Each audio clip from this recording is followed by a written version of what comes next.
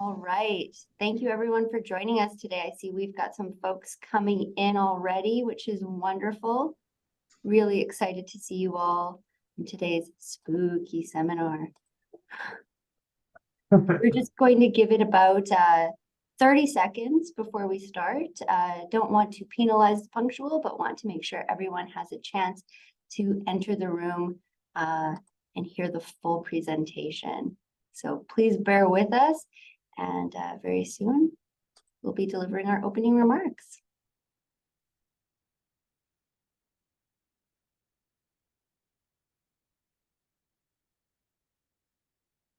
All right, we may as well get going now.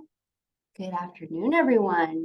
Thank you for joining us today for our Lunch and Learn webinar, Scary Stories for Business series. I think that some of our most memorable learning comes from cautionary tales, the horror stories that we never want to repeat in our own lives and our own businesses.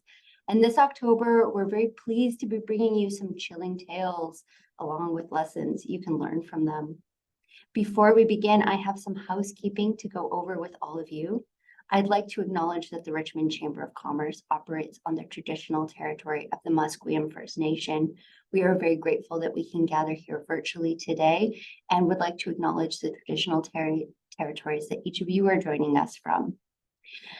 Everybody is on mute as this is presented as a Zoom webinar, but we are encouraging your questions. Please submit them in the Q&A function at the bottom of your screen. If you run into any problems during the presentation, any issues with audio or visual, please reach out via the chat function. And please feel free to share any of your own anonymized HR horror stories in the chat if you feel so moved.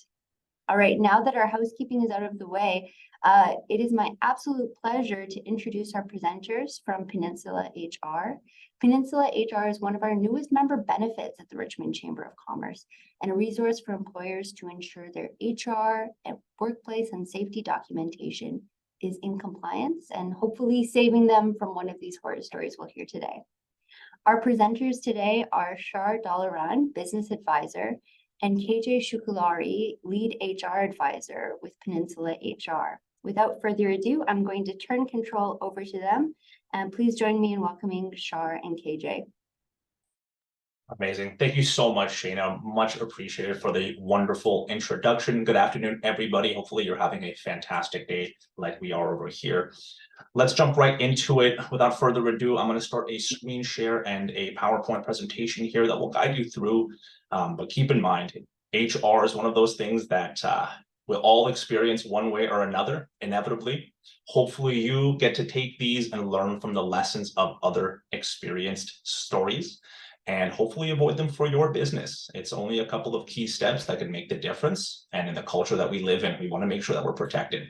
So let's hop right into it and we will get along with all of this good stuff here. So just making sure that we can see the screen. Give me one moment here. Perfect.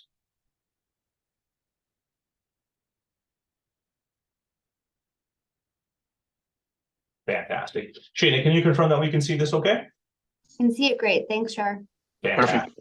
Thank you, KJ. Shall we get going? So let's hop on right into it. Before we get started, I just want to let you know that the information contained in this presentation is general in nature and not should be considered legal, consulting, or any other professional advice. In all cases, you should certainly consult with a professional familiar with your situation for advice concerning specific matters. But with that being said, all of this information is brought to you by a trusted source. We represent Peninsula Canada, partnered with the Richmond Chamber of Commerce.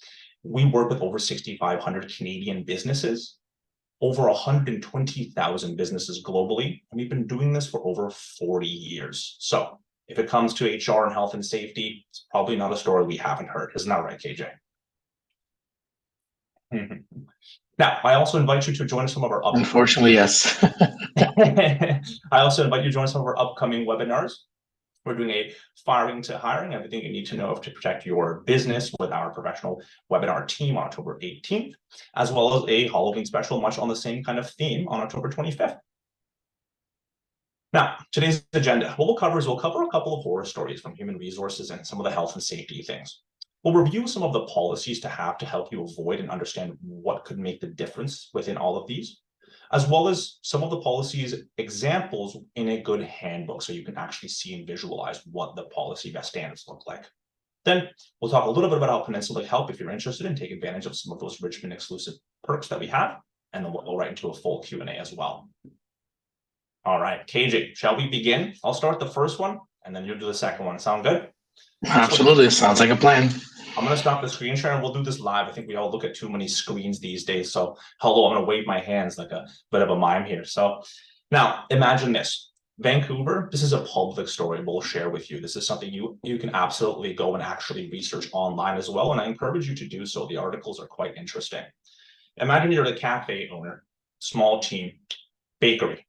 You have a 2-person team open up the bakery for you. Now, male, head chef, female, sous chef, right? Assistant.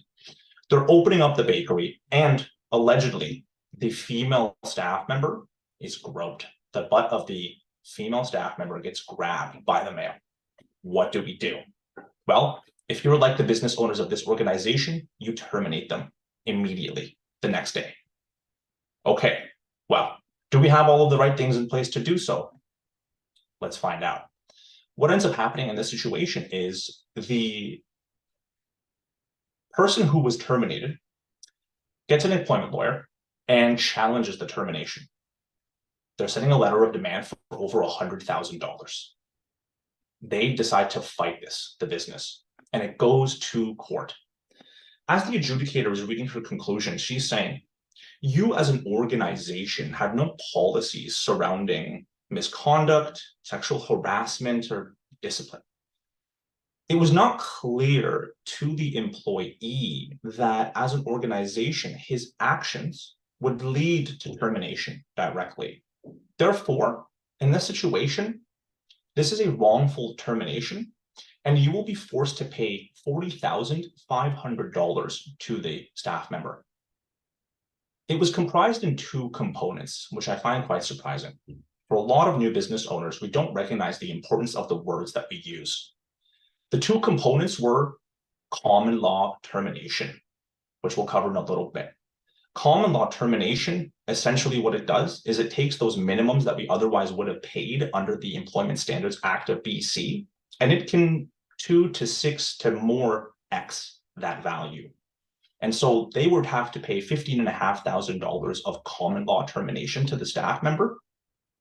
And the second half they were forced to pay is $25,000 in damages because the emails that they sent post-termination amounted to, in essence, attempting to paint this picture of a negative individual, make them look like a creep or potentially worse. And so it amounted to almost defamation and essentially damages. So it's not only important what we have in place, but how we handle and what we say to our employees can very much be held against us. Now, I invite you, if you have any questions about this story, feel free to put them into the Q&A section. If there's any particular details you'd like more information on, or some of the things that you can do to prevent this, let us know. With that, I'll pause there and I'll throw it over to KJ. Yeah, absolutely, sir. So again, the conversations and the examples that we're going to provide today, these are things that, for myself at least, combined with Shardad's experience also on the conversation that we have on a daily basis. But for myself, I'm kind of like cursed and blessed because I do lead a team of advisors and I hear almost everything that comes to the advice line. I deal with some of the conversations or those stories directly to guide employers as to how to resolve them. But at the same time, it's also a learning curve for me. So one story that I really wanted to share is also one that really shows you, yes, the value of documentation, as Shar mentioned, but also the value of having someone at your side, because some of these conversations are, spark out of the fact that everyone, especially in Canada, has been operating for a while when it comes to businesses, especially small to medium-sized businesses, without agreements, without contracts of employment, without any proper onboarding documentation. So in this particular case, obviously we cannot share the names of the businesses, but this was in Hamilton, Ontario. This is a small business. They were in a traveling agency. That's as far as I'm going to say. A business of about 3 employees, not including the owner. They did have an individual that was working for them. Now it came up to the 3rd year with the business. Originally hired, as many businesses do, on a handshake. No paperwork was signed. It seemed like a good fit at the time. Slowly, though, the owner started realizing a bit of what we call, in technical terms, time theft. So the individual was not completing the expected tasks of the day. They were not hitting any targets. They were not showing any type of engagement and supporting the rest of the team throughout. And similar to the earlier story, the first reaction that this employer had was, "You're not doing the job. You're not of value to me at this point. I'm going to let you go." Luckily, in this case, they did have a support with Peninsula, and they reached out. This was a call that came to the advice line, I would say, almost past midnight by the employer. And this is to add to the scariness of these situations, because as a business owner, especially small to medium-sized business, when you run your business, your day is full of activities. Your day is full of responsibilities. Sometimes at the end of the day is when you find the time to rest and think about, what are your next steps? What is your next day going to look like? So in this case, he had called just past after midnight. They received a response by the advisor to have a strategy conversation with us. And that's what we did. So we started talking about what has been kind of the ongoing performance for this individual. Have there been any meetings or concerns about their performance? The answer to everything was no. Nothing has been done. It's all verbal. I have pointed out to the individual that they're lacking in performance. Where do we go from here? I'm thinking termination. So you would think, that's fine. They could terminate. It's only 3 years. How bad could that be? Well, there were a couple of elements that aggravated this scenario. First off, no contract of employment. That brings us to common law entitlements, usually a lot higher than employment standards, but that's something, like Shar said, that we are going to go into detail later on. And the other thing was, the individual was a mother of 2 boys. The individual was over 40. So all of these are factors that made it harder for this employer to go with that option. Even though it was an option, it was risky for the business financially. So what we started doing with the employer, we said, well, let's see if we can manage the individual. So we started having conversations with them with regards to what kind of expectations the business had about the employee, and then started opening up with the employee as to what she was trying to achieve within the business, what their, for lack of better terms, 1 year, 2 year, 5 year plan was going to be in the business. So based on this conversation, based on this kind of like a formalization of the approach by the employer, we started discovering that the individual just kind of changed her interests in life. So instead of wanting to do what she was doing, being part of this travel agency, she was looking more to do like something like real estate. So she was looking about courses and everything like that. So what we did is we strategized with the employer. So instead of having to terminate this individual and probably be on the hook for God knows how many weeks at the time, usually we say between 3 to 6 weeks per year of employment. In this case, what we started doing is inquiring directly with the individual and started working on a strategy, an exit strategy for her that would be a lesser burden for the employer. And we went with paying for these courses she was going to take and helping her out to transition out of the business. Financially, a lot more manageable for the employer. And at the same time, they started putting stuff in place so that this doesn't happen again. So these are the kind of things that we were able to do in this case. But at the end of the day, like I said, it was scary at first when they started talking about a termination, understanding what the exposure for the business was going to be. Great story, KJ. And it's so interesting when we don't know what we don't know, how often these situations can end up bigger than they need to be. And this is one of those challenges with human resources. Often as business employers, we're expert within our scope. We know how to handle the day-to-day operations of what makes our business successful and the general things that we need to do to run our business successfully. But as we grow and grow, we add more people. And as we add more people, as much as they add to the value of our business, They also have a lot of rights. We have to acknowledge that the employment standards are written generally to skewed in favor of the employee. So as the employer, it's critical that you set clear expectations that allow you to then hold staff accountable, even when you think that the culture or the group that you have is family. This is a word we hear so often, right? We're a family here at this organization. There's no way that somebody would take advantage of our business. We have great relationships with people, and that very well may be true. I'm going to share 2 short stories involving actual family members.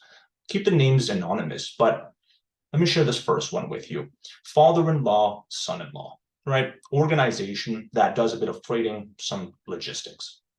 One week, the son-in-law's personal vehicle breaks down and can't do some of the work. He says, hey, father-in-law, can I borrow one of the company trucks for the week while my car is in the shop? Father-in-law says, yep, no problem. They don't document any of this. Handshake, here's the car, return the keys to me in a week. Okay. He's coming to us now, 2 years later. Why?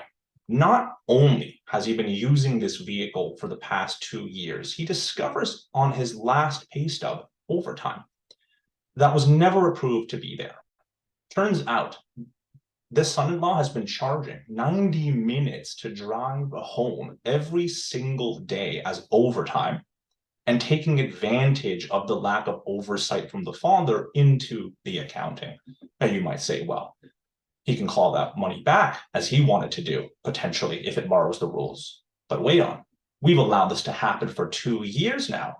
Well, it's quite clear from the employee's perspective that if I'm allowed to do something for this amount of time, that sets the precedent. If you now try to overturn what I've been allowed to do for the past 2 years, where is that coming from? The adjudicator is going to ask you. Employment standards will hold you accountable to the explicit relationships that we have.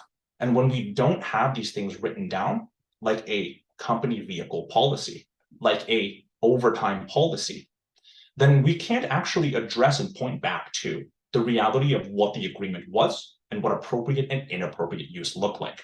So in that situation, unfortunately, he couldn't do anything. He was stuck paying those 90 minutes for the past 2 years of overtime, as well as all the thousands of dollars for the gas, the maintenance, and the vehicle repairs.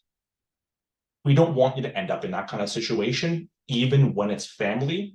It doesn't matter. You still need to have ground rules. The reality is, the only way that we can keep things fair is if they are explicitly written down. And if we don't, because of those rules being skewed in favor of the employee, we're the ones that are going to end up losing that debate between he said and she said. Keep this in mind, guys. As owners and employers, a lot of the time you're working so hard, but the employees don't necessarily see that. I get comments like, they see my nice pickup truck and they think I'm a millionaire. That's not fair.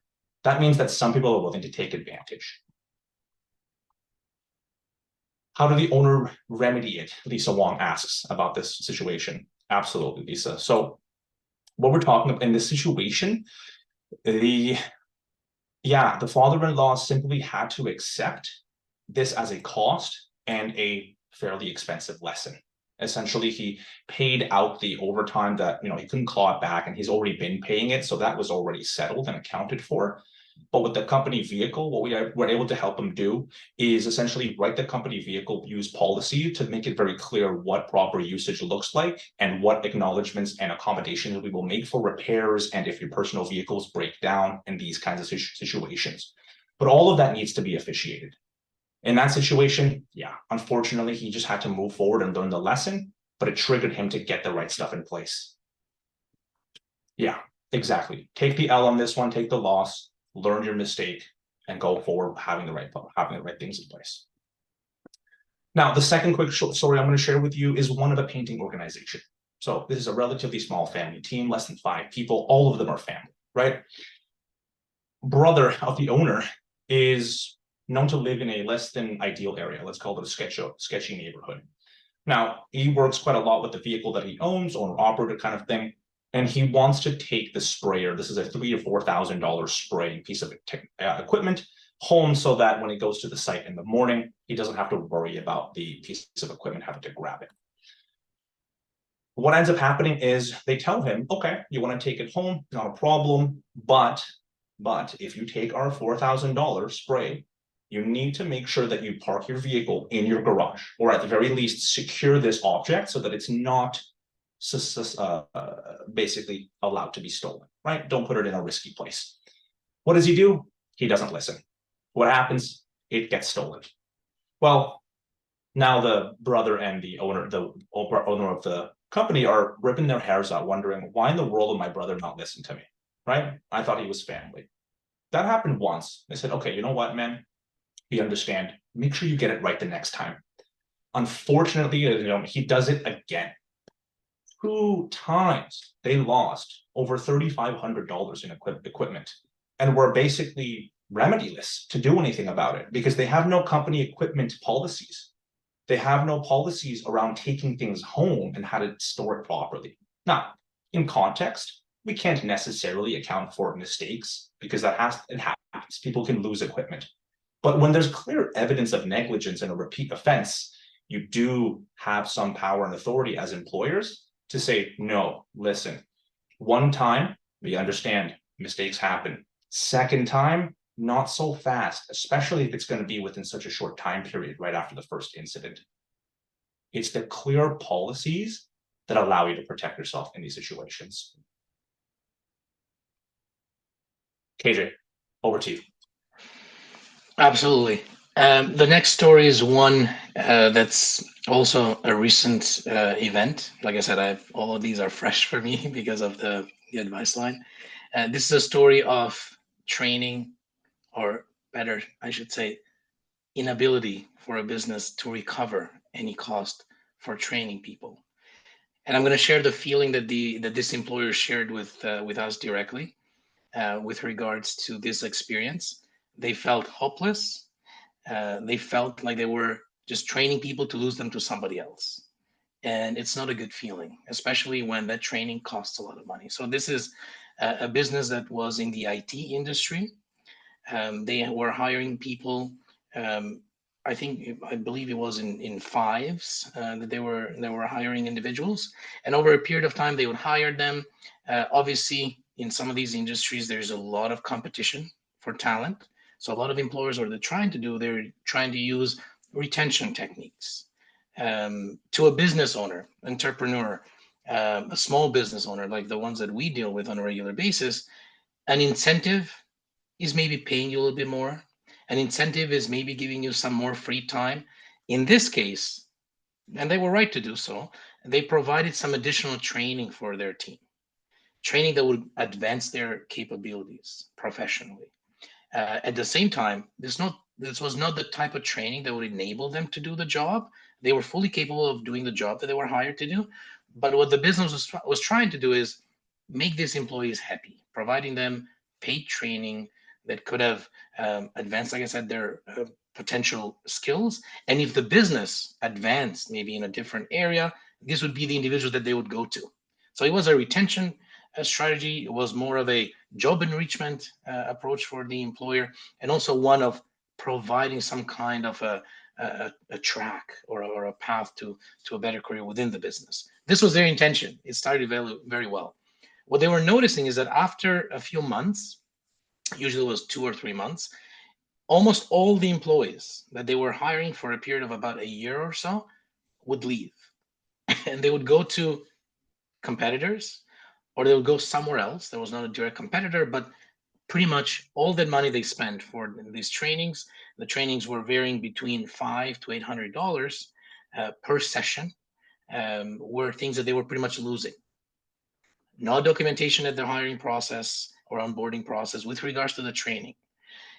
Nothing in terms of an agreement that we usually call a service commitment agreement in place. So they were literally hiring people, spending on training, and losing people. And this was a revolving door for a while. So financially it was draining for the business. It really was holding them back in investing more in growing their business and providing more opportunity for everyone that was, continuing to be part of that business. So this is where they realized they need to change something at that point. And this is where, as you're always interested in, and that's why I see it from the questions, the solution is also important in these kind of stories, because it starts very badly. It costs you a lot of money. You're not alone. Like, we understand that these things will happen. No one expects, between myself and Shar and maybe the rest of our company, for businesses to open and then owners or managers to go to school for HR or go to school for managing individuals on a regular basis or handling these scenarios. So we did provide them with a training and a service commitment agreement in this case. These agreements can have many shapes. You can agree with the individual that you will be responsible as an employee for the full amount in a period of 6 months maybe, or a year, or you can do it in increments. So if you continue to stay with a business for over, let's say, a year, we are going to ask only for 5 or 50% of the payback for the cost of the training. And if you continue to stay for 2 years, then no money is going to be requested off of you if you decide to leave the business. So you want some skin in the game for the employees, but at the same time, you want to protect your investment as much as possible, because this is hard-earned money for you as a business owner. So you want to make sure that you're protecting as much as possible. Thank you, KJ. And Lisa asking a great question there. The story might suggest that there's potential leadership or work culture issue.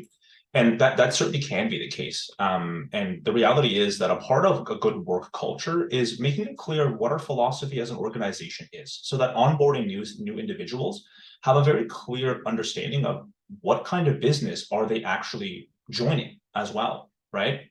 And so if before you even hire us as a employee, let's say before you hire me as an employee, to use myself as an example, you provide me contract that's very clear and a handbook that tells me exactly what I can expect from this business before I even sign, and that's a part of the signing and onboarding process, then I now have an understanding of generally how you're going to do business. You're going to tell me what that philosophy, what that culture, what the code of conduct actually looks like, and that's going to help us understand, well, is that person going to be a fit? And if they really are afraid of these kinds of things, the culture that we've laid out clearly, then they're likely not going to join the team. And that's not really a problem, because it was not going to be a good fit anyways. But Lisa, to your point, the reality is in certain industries and categories of business, there are higher turnover rates than others. In some strategies, it's about mitigation. In some strategies, it's about engagement. Some strategies, it's about a balance of strategic planning of all of these things. What it comes down to when it comes to the onboarding and initial steps is the more clear we are about what kind of business we are, the more signals we're providing to let people and potential staff know whether this is a team they want to be a part of or not. And that helps us actually retain people that really do want to be there. Hope that answers your question. So many layers, right? So many layers to any type of scenario. Yeah, it's really interesting, because the reality is HR is not that it's not a simple process. Human resources, you're managing both the needs of the business and protecting it from a liability and risk perspective, but you're also ensuring that the staff members have good strategic succession planning, training, leadership opportunities depending on the side of the business, and so many other factors. And yes, Samson, you're absolutely right. Revolving doors, law firms, tons of expenses and costs going through training, but people move all the time. Absolutely. And it can be difficult. It can be difficult depending on the kind of industry you're in, but making things clear is it's never going to make it worse. Okay, so team, I'm going to pause here now. You've heard a couple of interesting stories. This stuff happens all the time, right? The reality is it's not easy to do these things. So now that we've shared a couple of the dangers or potential horror stories that you may end up yourself in, God forbid, but it happens, let's talk a little bit about how can we actually prevent us becoming one of these examples. I'm going to start the screen share again here. Let's go through some stuff. Okay, so here are some required and recommended policies that you should really have, and then some that we recommend for mitigating legal risk and fostering better employee relationships. I'm going to start with the mandatory ones here. So across the country, there are 2 legally mandated policies. They will differ slightly across provinces, but here are the major required policies. Workplace health and safety policy should have this. Workplace violence and harassment policy and the associated procedures, that is a mandatory requirement.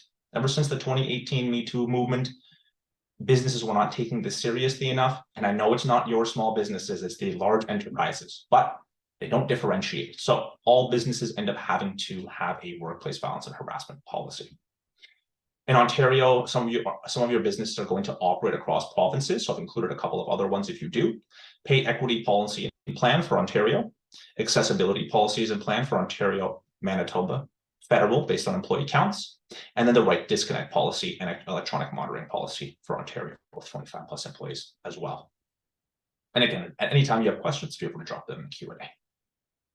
Now, policies for lowering legal risk, absenteeism policy, mobile phone and social media, really big one, right? We don't want people to go on slandering our organization on their social media or making statements on behalf of our organization with our tagline in there. It's happened to a Remax a couple of years back, where a Remax agent ended up going online on a pretty crazy tirade, and he had his handle on Twitter, first name @Remax. So it did not look very good for the company.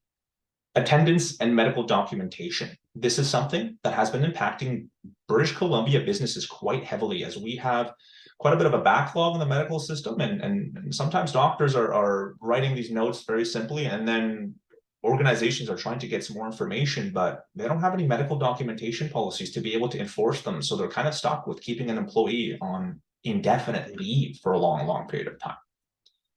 Privacy policies, drug and alcohol policies, and disciplinary policies. This disciplinary policy is critical. Without it, it becomes very difficult to pursue one of the forms of termination called just cause, right? You always reserve the right to terminate without cause, but if you're going to go for a just cause termination, like the one in the La Forêt story, where they ended up paying $40,000, this makes a critical difference. So what actually is in a good handbook, and how do we put these policies so that you end up having a robust employee handbook? I'm going to share with you a British Columbia employee handbook that Peninsula creates. This is going to be a starter one. Keep in mind, as an organization, we will tailor these to our clients' needs so that they get exactly what's required. Changing over the screen share here. Okay, so here's what the table of contents of an employee handbooks are. Let's go through some of these. We'll let them know what the issues and updates are there, but what do we actually cover? Okay, well, as I said, we want to let them know what is our organization's desires, right? Our philosophy, our code of conduct. We have a statement on being an equal opportunity employer. We'll let them know if we do background checks and what a conflict of interest actually looks like. And then things like dress code as well. Now, hours of work, overtime, holidays, vacation. These are small questions you're going to get all the time. Want to make sure that they're very clear right off the bat. We know what the hours of operation are, what is appropriate use of overtime and requesting it, statutory holidays that they get off, and then the vacation request and expectation process.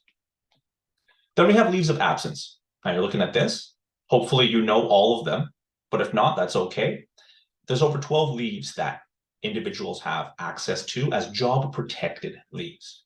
We make it clear in each of these sections what their entitlements for paid and unpaid allotments are, as well as what our expectations are.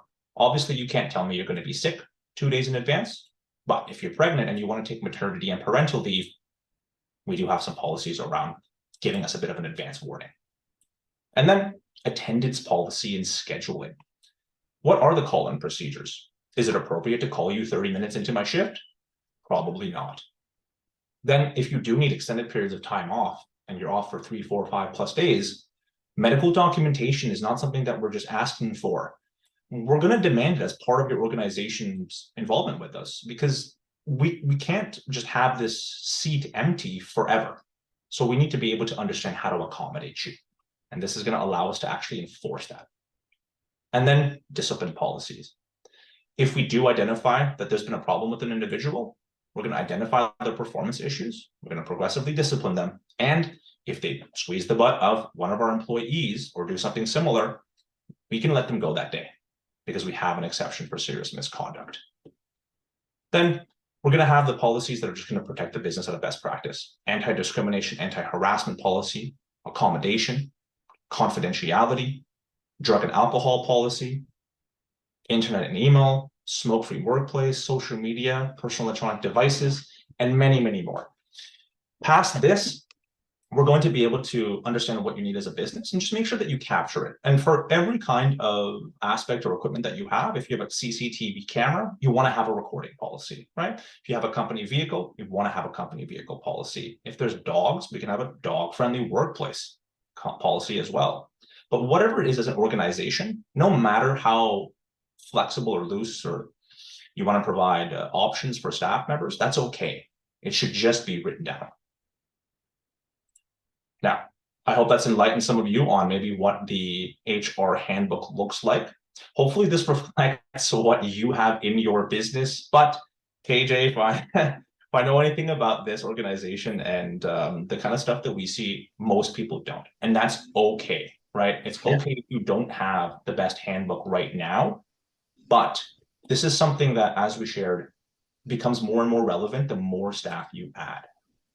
Now, let me pause here and answer a question from Mary. Mary asks, to implement a new policy to correct some bad practices from a few employees, should a company give a grace period before implementing? KJ, do you want to answer this? Yeah, absolutely. As a business, it's important to understand that you have every right to introduce new policies at any time. How you implement them, and that's where that notice that's usually recommended comes into play, is very important. Usually there is many ways to approach this in terms of either the grace period or the notice period, as we call it. The idea is, and usually the rule of thumb that we have, if you haven't done any of this already, is to use a rule of thumb of about 2 weeks or a month in terms of a notice period. However, depending on the complexity or the changes that you are putting in place, they might be subject to that particular case, and that's what we have to address it case by case. But yes, the company should give some kind of a notice period. In other cases, depending on the policy, you might also provide some kind of an incentive. Yeah. Keep in mind, though, with a properly written employment contract, an employment contract should have a company policy section in it. And actually, I'll show you what we're talking about here for you, Mary. So a contract of employment that will protect you so that you can actually make changes without necessarily having to provide that notice period. And I'll show you what that looks like. And one of the things that I have to remind everybody here is that, as much as we understand the general rules, the devil is in the details, right? We're talking about legal documentation here. So how we write this is very critical. And in a good company policy section for context, this is an employment contract. This section right here lets them know that the company's policies may be modified or terminated altogether by the company at any time as it deems appropriate. And the key word here, without reasonable notice to you, but we will notify you in writing. So we can send them an email to let them know that, hey, our company vehicle policy is changing, but we don't necessarily have to give them a notice period. It can be for best practices, but we don't have to. Correct. Char, that's very important what you just mentioned right now, because I was going to bring it up if you didn't say that. Best practices, right? So everything when we talk about from a legislation standpoint and expectations and policy that you have in place, those are all great, but we're dealing with people. All of these things are not meant to be punitive.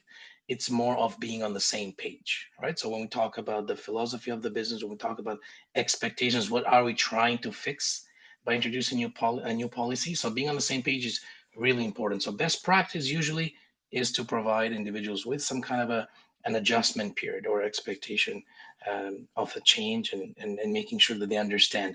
This also allows for you to put out there a final version that's one that really going to address the concern. There might be someone from your employees, and this is where more eyes on the issue provide a better solution. And one of your employees or one of your coworkers that brings to your attention a different approach to it, or maybe they might raise a question that really puts into concern how this policy will have an effect on what we're trying to resolve. So once we have that and we allow people to ask some questions, the final version of that policy or the ultimate version of it, or the version that you want to go with, will be the most appropriate one and help you in a better implementation with Yeah. your employees. Exactly. I want to take a pause there, Shane. I saw you come on earlier. Go ahead. Oh, Muted. There we go. Thank you so much, Shar and KJ. That was really fascinating, and I'm happy to help facilitate some additional Q&A. So we had some great questions come in while Shar and KJ were presenting their scary stories for business. I just see another one come in now. Samson's wondering how. He has a question regarding substance over form. If the new policies or newly revised policies are maliciously targeting a particular employee that would lead to dismissal, I'd assume there's still a danger of constructive dismissal. So employers shouldn't abuse it nonetheless. That's a really good question. Samson, you have experience. That's fantastic. KJ, go ahead. No, I'd love to see it. Honestly, at the end of the day, you're aware of the danger of constructive dismissal. It's something that staff can absolutely take against you. And yeah, there's definitely some best practices KJ will share. Yeah, so absolutely. So that's why I mentioned the best practice and also the expectations from a policy implementation standpoint. Absolutely. A lot of the conversations that we have on a daily basis, Samson, are revolving around that particular area that you mentioned. So is there malintention, right? So in the way that you are putting this policy in place, are you targeting a particular individual?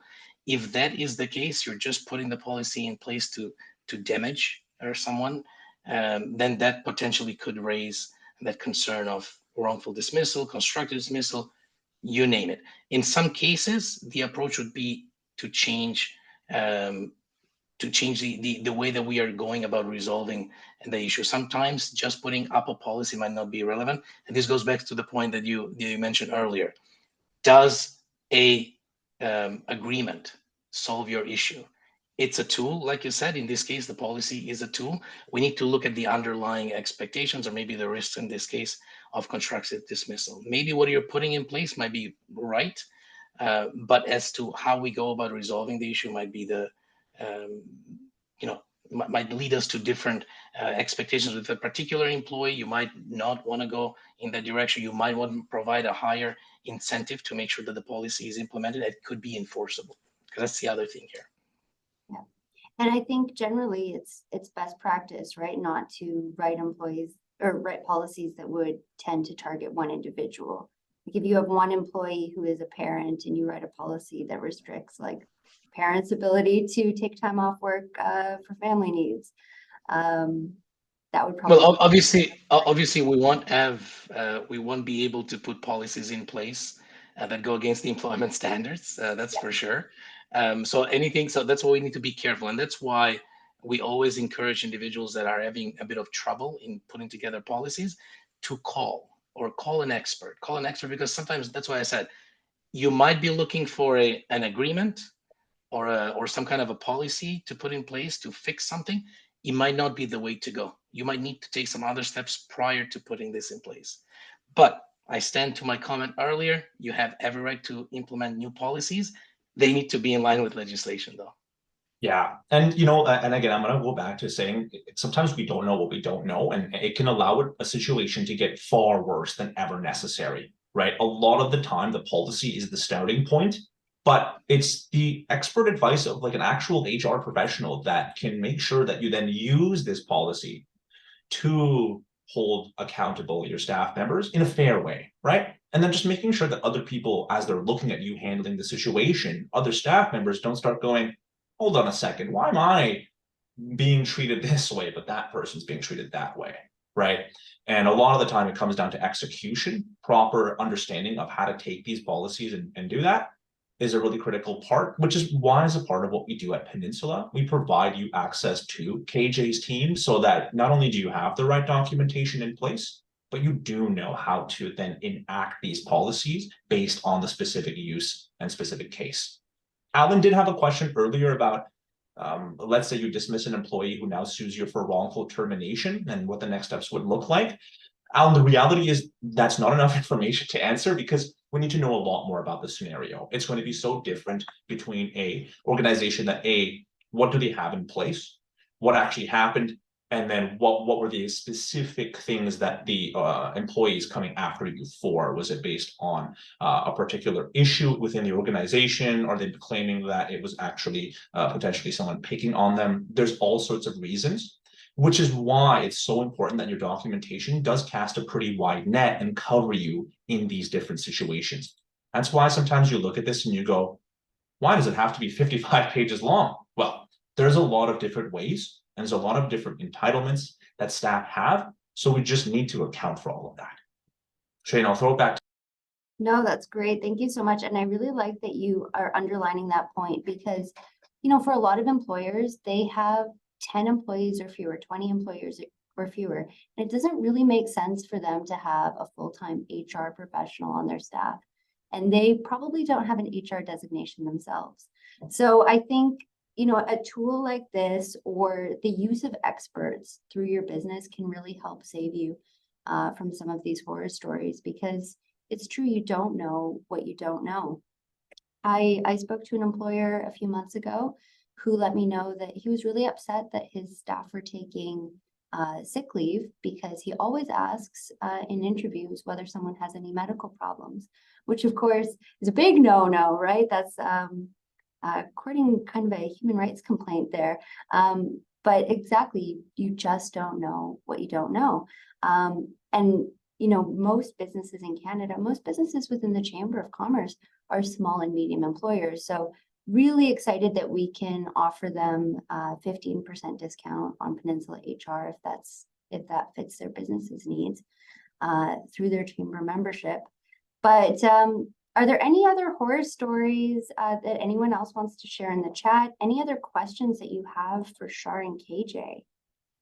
I wanted to, before we see another one, loop back to one of the early stories you told us, the story about a supervisor who had kind of sexually harassed one of his reports during a shift. Mm-hmm. Now, it didn't go well for the employer in that situation.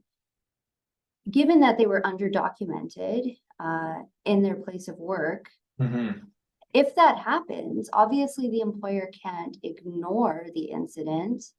What else could they have done other than termination that would have protected the harassed employee? Yeah, it's a great question. And Shayna, just to understand the hypothetical, would they have had the proper documentation in this place, or is it just the same scenario, but they know that maybe termination is the wrong way? Yeah, same scenario. An employee comes to them and says, my supervisor sexually harassed me. Okay, now you're the employer and maybe you know that you're underdocumented.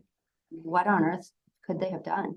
Yeah, so this is definitely a mitigation strategy thing, right? So I'll let KJ get into it, but I'm going to point out an extra risk with this, because when we talk about things like sexual harassment, we talk about the safety of the environment of the staff members. And so now we're creating a health and safety potential problem because this female staff member feels like she's not going to be in a safe environment. And now that's going to trigger some of these health and safety obligations that we need to do, right?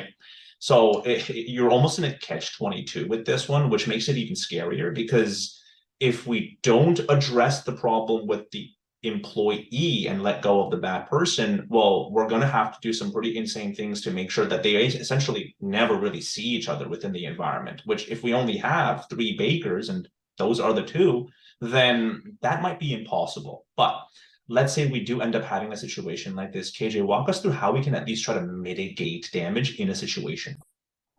Well, it all comes down to doing your due diligence as an employer.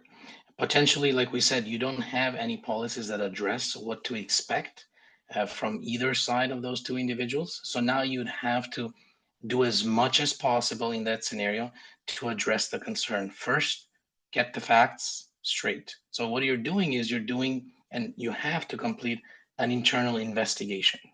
Because if any of those 2 sides, like in that case that Shar provided, were to address with external parties the concerns about how things were handled by the employer, then whoever is going to come to you, either through a lawyer, either through the ministry, they're going to expect that you have done some type of internal investigation. Obviously, it would be nice to have a structure in place and a process, but if you don't, you start getting the facts, you start addressing the concern with the individual that was the perpetrator in this case, and bringing to their attention the concerns as well. based on the facts, based on what you're finding out, then you have to make a decision as a business. Is this, and I'm going to link it back to what Shar provided, with all the measures that we can take as a business, with what we have right now, and maybe potential measures that we can put in place, is it possible for us to provide a safe environment for that individual? In this case, if the answer is no, that potentially you might still be able to terminate the individual, but you're trying to mitigate your risk as much as possible by doing as much due diligence as you can. What you're trying to do is trying to make sure that whatever steps you take, you're not really confronted with a situation where you haven't really done any of your homework, you haven't really followed up on the employees' concerns about the process or expectations. So you're trying to give all the parties a bit of a roadmap as to how you're trying to resolve it. Termination might ultimately be the case here, but you're mitigating a bit your risk by putting together a bit of a process for all sides. It might turn out to be that training might be the next thing to go, depending on your environment. So everything is case by case. That's great. And in that story, it was really interesting to me that, the finding was that the supervisor didn't have a reasonable understanding that sexual harassment would have been, serious misconduct. Or has there been, do you think, a shift in decisions or the court's approach to some of these cases? Or Yeah, so let me, Sheena, on that, let me share a quote from Howard Levitt the other day, one of the top employment lawyers in the country.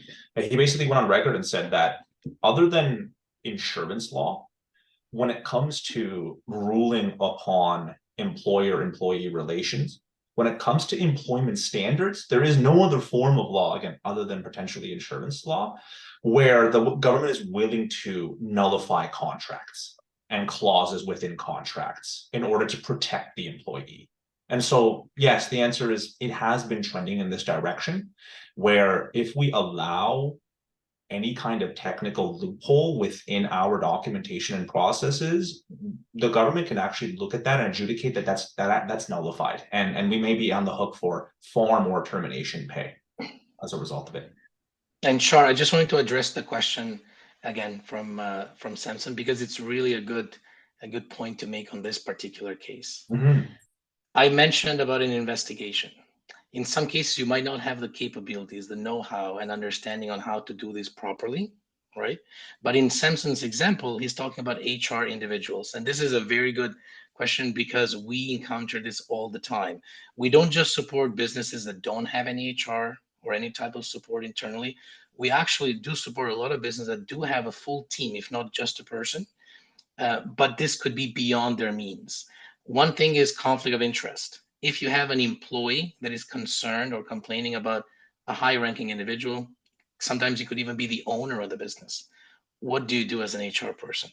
My best advice in most of these situations is to have that open conversation, bring the concern up the chain, obviously, because the owner of the business will be the one that ultimately will be affected by this. That individual could go externally if they're not heard, if there's no movement, and bring to the attention of the owner the potential financial risks to the business and not just the brand. And again, you don't have to do this on your own. There are services, we do provide this as well, but there are services where you could potentially do the investigation externally. What that does, that also offers more validity to the steps that you're taking. The employee or whoever will help them in a case like this will not be able to make, to make a case that it's unilateral, it's biased, the process. No, you're using a professional third party that's looking into this situation and then providing recommendations to the business on how to move forward. Right. So there's many scenarios that we could be looking at this, but yes, sometimes HR professionals are caught in between, and it's not as easy to have those conversations. But again, you have a designation, you have a responsibility within the business to provide some guidance to the business. If the business decides to take your advice, so be it. If they don't, at least you have done your due diligence at your level. Yeah, and what it comes down to a lot of the time, Samson, is just the fact that HR is there to protect the business. Most of the time, the owners in the business have the aligned values, but some of the time owners want to do things that are potentially not in the best interest of the business. And the job of the HR person is to say, hey, We understand that that's what you want to do, but there are certain risks associated with going that route. And this is potentially what we should do instead as a better alternative. So there are ways to mediate that, but we're talking about humans at the end of the day. We're never going to solve every emotional or conflict problem. What we just want to do is make sure that at the end of the day, we've done our due diligence as a business to make it abundantly clear that we do take care of our staff, that we do provide clarity in all of this stuff, and that we then protect the business by just officiating all of these documents. Now, to wrap up here, so what are some potential next steps? We've talked about a lot of stuff, and this is really just scratching the surface. Shane, I know you've heard 1,000 stories from your time at the chamber. KJ and I have heard our fair share of stories, and it's not going to stop. The reality is we're in a culture where employees more than ever now know their rights and are unfortunately willing to use them and weaponize them against staff members. Some of the stuff I hear, honestly, is pretty heartbreaking, taking advantage of great owners who are kind people, but they just didn't do the right documents properly, and they just don't know how to handle HR sometimes. And that's okay. So if you're interested in getting some more information, or if you'd like a personalized document review, we can provide that as a part of your partnership with and membership of the Richmond Chamber here. What we can do for you from Peninsula side is sit down with you for a complimentary discussion. We'll consult with you on what you have in place, maybe some of the employee challenges you're facing right now, and how to handle some of those situations, providing you some free advice. But then also, if there's of interest, we can talk about how we help you as an organization as well. And so let you know about that. Shana, is there anything else you'd like to add? No, I think this has been so helpful. Do you have another slide that you wanted to show, or should I share my? Yeah, so let me show you guys my contact information. If you're interested in doing this, we're going to have my team reach out just to get some feedback from the conversation today and the webinar. And then if there's of interest, what we can do is we can book that exclusive one-on-one review for you. I am in the city, so I am your local representative. So I'm happy to stop by on site as well, and we can do this in person. I know it's always better in person, but in essence, to give you some of that information right here, what you're going to be is you should receive an exclusive follow-up review of the current HR policies, health and safety programs you have in place just for attending today's presentation. And then you also do receive a exclusive pricing and some local support and some extra stuff that we're going to do for you during our meeting as well, just for being a member of the Richmond Chamber. If you want to reach out, I am your local representative here. I will get you connected with all the best experts as well and make sure that we give you the answers to your questions from both a human resources and health and safety perspective. Take a screenshot or write that down, and you can call me as many times as you want. I appreciate this so much. I really appreciate both of your time and all of our guests who are joining us today to take in this webinar. I hope you found it entertaining. Maybe you got some goosebumps during the presentation. I know I did. Who knew that continued theft could mean you no longer have the recourse to stop that theft from a family member, employee. Very scary stuff. I want to remind everyone on the call of some other upcoming events we have going on at the Chamber of Commerce. Our Women in Leadership Lunch Series is actually sold out on October 19th, but don't worry, there's still great networking to be had that evening, October 19th at Van City at number 3 Road and Westminster Highway. And on October 25th, we have our next Scary Stories for Business webinar, Chasing Perfection to Disaster, delving into the potential perils of leaders' drive for perfection and how we can avoid that in our own work and life. Again, thank you so much for your time and joining us today. Always appreciate your feedback and appreciate your support and membership. And thank you again to Shar and KJ for sharing this with us. Really excited to bring all of our members Peninsula HR services because I think there's quite a few of us who could use them. Thank you again. Thank you so much, Shana. And team, everyone that's here, don't hesitate to reach out if you have even simple questions. You don't have to join us necessarily. I'm always willing to help out. And Shana's a fantastic leader. So thank you so much, Shana, for the opportunity. Have a Thanks great for having us. Bye for now. Thank you. Bye-bye.